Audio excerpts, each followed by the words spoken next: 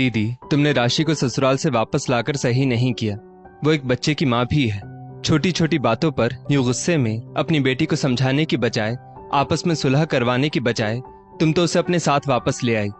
कविता ने अपनी बड़ी बहन साधना से कहा, अरे ससुराल वाले तो चाहते ही हैं कि उनकी शर्तों के अनुसार पूरी जिंदगी घुट घुट कर काट दे राशि। अब नाक रगड़ते आएंगे वो राशि को मनाने। देखना, घर के चिराग के मुंह में राशि को पूरे सम्मान के साथ ले जाएंगे। एक बार अगर हम उनके सामने झुक गए तो फिर सारी जिंदगी झुककर ही रहना पड़ेगा। देखना, जिस तरह तुम्हारे जीजा जी यानी मेरे पति घर जमाई बनकर रहे, वैसे ही बीवी बच्चे के मुंह में फंसकर राशि का पति सुमित भी अपने माँ बाप को छोड़कर हमेशा के लिए यहाँ आ जाएगा। तू चिंता मत कर। जिस तरह मैं जिंदगी भर शान से अपने हिसाब से जीती आई हूँ, उसी प्रकार से मेरी बेटी भी जिएगी। कमी ही क्या है मेरी बेटी में? पढ़ी लिखी है, सुंदर है, इन सबसे बढ़कर एक बेटे की माँ भी है। जब मैं दो बेटियों के साथ किसी के सामने नहीं झुकी तो मेरी बेटी राशि को ससुराल वालों के सामने झुकने की क्या जरूरत है? साधना बोली, पर दीदी, सब जीजा जी की तरह नहीं होते जो अपने माँ बाप को छोड़ दे।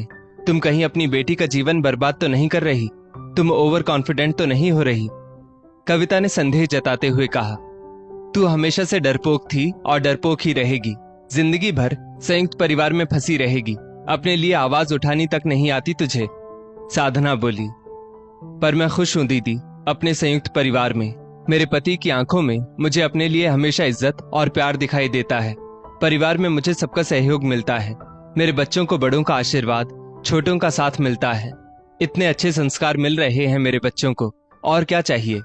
कविता बोली। साधना और कविता दोनों सगी बहनें हैं। उनके माता पिता की सिर्फ 2 बेटियां थी, बेटा नहीं था। साधना दूध सी सफेद, एकदम राजकुमारी सी खूबसूरत थी। बचपन से ही सब उसकी खूबसूरती की तारीफ करते नहीं थकते थे। अरे साधना की माँ, साधना के लिए तो एक से बढ़कर एक बड़े घराने के रिश्ते आएंगे। राज करेगी हमारी बेटी, राज। पलकों पर बिठाकर रखेगा उसका पति। बिना दान दहेज सामने से चलकर आएंगे बड़े घर के रिश्ते। ऐसे ढेरों वाक्य सुनते हुए बड़ी हुई साधना, उसे अपनी खूबसूरती पर गुमान होने लगा था। उसे लगता उसमें कुछ अलग ही बात है। अपनी खूबसूरती के दम पर, अपनी शर्तों पर मजे की जिंदगी जी सकती है, जबकि उसमें ना कोई काबिलियत थी, ना व्यवहार कुशलता, न दिल में प्रेम दया माया। एक नंबर की स्वार्थी, मतलबी, नक चढ़ी थी साधना। ग्रेजुएशन कंप्लीट होते ही उसके लिए बड़े घर के बेटे प्रमोद का रिश्ता आया। प्रमोद का संयुक्त परिवार था, माता पिता, 3 भाइयों का परिवार, 2 शादीशुदा बहनें। साधना परिवार की मंझली बहू बनकर ससुराल पहुंची। वो सुंदर थी, इसलिए घमंड तो कूट कूट कर उसमें भरा था। जबान की भी तेज थी। संयुक्त परिवार में भी हर चीज में तेरा मेरा करती। गलती से उसकी कोई चीज को इस्तेमाल कर लेता तो राई का पहाड़ बना देती। सासुमां की समझाइश को ताना समझती और पति को 1 की 2 लगाकर कहती। पति से महंगी महंगी चीजों की डिमांड करती, गहने, फॉरेन ट्रिप, सब उसे चाहिए रहता। साधना का पति प्रमोद उसे समझाता भी कि हमारे यहाँ सिर्फ एक के लिए कोई चीज नहीं आती, सबके लिए बराबर से लेनी होती है। लेकिन साधना प्रमोद से बात बात पर लड़ाई करती और उस पर परिवार से अलग रहने का दबाव डालती, वो भी अपना हिस्सा लेकर। घर में कलह का माहौल बनता चला गया। साधना 2 बेटियों की माँ भी बन गई, पर उसमें जरा भी परिपक्वता नहीं आई। पति से रोज किसी न किसी बात पर उलझती और परिवार से अलग रहने का दबाव डालती। जब प्रमोद ने साधना की बात नहीं मानी तो उसे ये अपना अपमान लगा। साधना नाराज होकर अपनी दोनों बेटियों को लेकर अपने मायके आ गई। मायके में अब केवल उसके माँ पापा ही थे। बहन कविता की शादी हो चुकी थी, जो अपने परिवार में तालमेल बिठाते हुए खुश थी।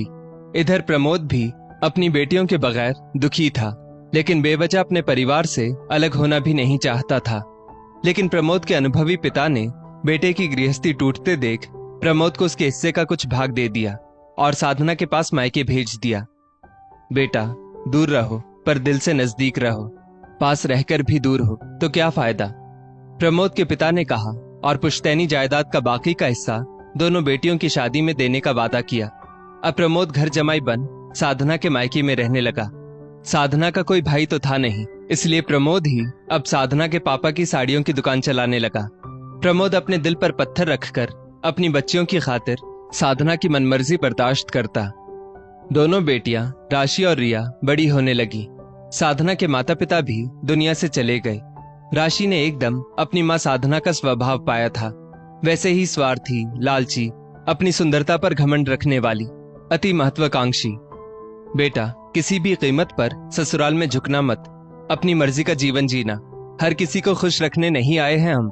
कोई एक सुनाए तो तुम 10 सुनाना। पति के सामने ही काम करना। अपने पति को काबू में रखना। बाकी किसी से कोई मतलब नहीं रखना। ऐसी गलत शिक्षा देकर साधना ने अपनी बेटी राशि को उसके ससुराल भेजा।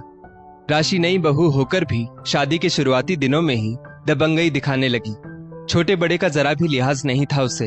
वो बस अपने पति के साथ परिवार से अलग होकर रहना चाहती थी, ताकि बिना किसी रोक टोक के आराम का जीवन जी सके।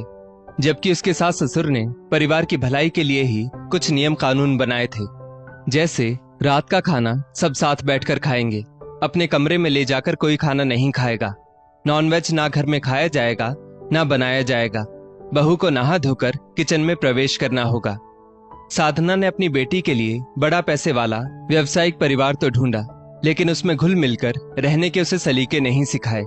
बेटी को परेशान देख साधना ने अपने दामाद से कहा, देखो सुमित, तुम्हें राशि और अपने माता पिता में से किसी एक को चुनना होगा। मेरी मानो, यहाँ हमारे घर में शिफ्ट हो जाओ। वहां तो तुम्हारे माता पिता के पास तुम्हारे भाई भाभी तो हैं ही। साधना ने अपने दामाद से कहा, लेकिन मैं घर जमाई नहीं बनना चाहता। वैसे भी राशि को परिवार का साथ निभाना ही नहीं आता, तो उसमें मेरे या मेरे परिवार की क्या गलती। जानबूझकर वो देर से उठती है, बार बार आपके बुलावे पर मायके जाने की जिद करती है। बच्चा छोटा है, सर्दी गर्मी सब देखना होता है। तुनक कर जवाब देती है, कहती है मैं केवल अपने पति और बच्चे का ही करूंगी, दूसरों का नहीं। यह मेरी माँ उसके भले के लिए कुछ कहती है तो उसे सुई सी बात भाले की तरह चोट करती है। जबकि आप कभी उसकी आलोचना करती होंगी तो वो सहज रूप से स्वीकार करती होगी। हर बात पर लड़ती झगड़ती है। बात बात पर झूठ बोलना भी उसकी फितरत में है।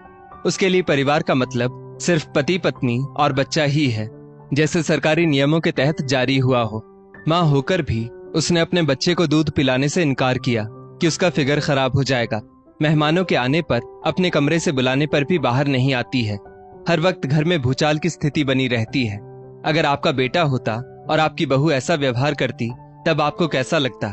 हर वक्त मुझ पर अलग होने का दबाव डालती है, पर मैं किस वजह से अपने परिवार से दूर रहूं, जबकि हमारे घर में राशि को पहनने ओढ़ने खाने पीने किसी प्रकार का बंधन नहीं है। नौकर चाकर सब सुविधा तो है। मेरी भाभी पिछले 7 साल से बड़ी खुशी से सामंजस्य बनाकर रह रही है। राशि मेरे और मेरे परिवार के बीच खाई पैदा करने की कोशिश करती है। साधना अपनी बेटी राशि को उसके ससुराल से मायके ले आई और अपने दामाद से साफ तौर पर कह दिया कि वो अपने माता पिता से अलग होकर राशि के साथ गृहस्थी बसाए, नहीं तो तलाक के लिए तैयार रहे। राशि का पति सुमित अपने परिवार से अलग होने को राजी नहीं हुआ, क्योंकि वो जानता था कि राशि गलत है, भरोसे के लायक नहीं है। वो बस अपनी खुशी देख रही है, उसके परिवार के खिलाफ झूठ बोल रही है, रिश्तेदारी समाज में उनका तमाशा बना रही है। सुमित ने राशि से फोन पर बात करके उसकी सारी धमकी रिकॉर्ड कर ली। वो जानता था कि पत्नी अगर क्रूरता करे तो तलाक का आधार बन सकता है। उसके खिलाफ घरेलू क्रूरता का केस कर सकते हैं। इतना होने के बाद भी सुमित चाहता था कि किसी न किसी तरह से राशि को सद्बुद्धि आ जाए और उसका परिवार बिखरने से बच जाए। पर यहाँ तो राशि की माँ ही उसे गलत सीख दे रही थी। कमजोर पड़ने की जरूरत नहीं है, सारी हेकड़ी निकल जाएगी तेरे पति और ससुराल वालों की। तुम सुंदर हो, बेटे की माँ हो, महिलाओं के पक्ष में कितने कानून हैं, इन सब का इस्तेमाल हम करेंगे। साधना ने राशि को उकसाया। राशि ने अपनी माँ के कहने पर पति और ससुराल वालों के खिलाफ पुलिस में झूठी शिकायत कर दी। उसे दहेज प्रताड़ना के आरोप में फंसाने की धमकी भी दी। लेकिन सुमित ने भी राशि के खिलाफ FIR करवाई, उसके खिलाफ सबूत पेश किए, हिडन कैमरा, वॉइस रिकॉर्डिंग सब दिखाया। आस पड़ोस के लोगों और रिश्तेदारों ने भी राशि के खिलाफ और सुमित के पक्ष में गवाही दी। कोर्ट सच की तलाश करता है और दोषी को दंड देता है। वही हुआ। सुमित को सभी केसों में जमानत मिल गई और राशि पर पति और ससुराल वालों के खिलाफ झूठा केस करने पर मानहानि का केस चला। सुमित ने राशि से तलाक ले लिया। बच्चे की परवरिश के लिए एक मुश्त रकम भी राशि को दे दी। सुमित तो बच्चा अपने पास रखना चाहता था, पर बच्चा काफी छोटा होने की वजह से कोर्ट ने बच्चे की कस्टडी राशि को ही सौंप दी। कुछ समय बाद सुमित की अच्छे परिवार की संस्कारी लड़की से शादी हो जाती है और अब वो अपनी गृहस्थी में खुश है। वहीं राशि आज भी अकेली है, क्योंकि उसकी और उसकी माँ की फितरत व गैर जिम्मेदार रवैये से सारा समाज परिचित हो चुका था। राशि अपने अतीत पर अफसोस करते हुए बैठी है कि काश उसने अपनी मां के बहकावे में आकर अपनी बसी बसाई गृहस्थी ना छोड़ी होती। दोस्तों, कभी कभी माता पिता के अज्ञानवश बेटी के घर में अनावश्यक हस्तक्षेप के कारण बेटी का घर बिगड़ने की स्थिति में आ जाता है। इसलिए माता पिता को बेटी के वैवाहिक जीवन में जब तक जरूरत ना हो हस्तक्षेप नहीं करना चाहिए। उसे धीरे धीरे अपने घर संसार में स्थापित होने देना चाहिए। उसे ससुराल में एडजस्ट होने की शिक्षा दीजिए, ना कि गलत करके अपने घर को खराब करने की। इस स्टोरी को लेकर आपकी क्या राय है, नीचे कमेंट करके जरूर बताइएगा। और ऐसी ही और भी बेहतरीन वीडियोस के लिए हमारा पेज जरूर फॉलो करें। धन्यवाद।